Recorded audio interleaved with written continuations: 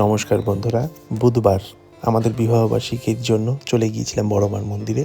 তো সেখানে পুজো সম্পন্ন করে পায়েল আর আমি মন্দিরের বাইরে বেরিয়ে গেলাম।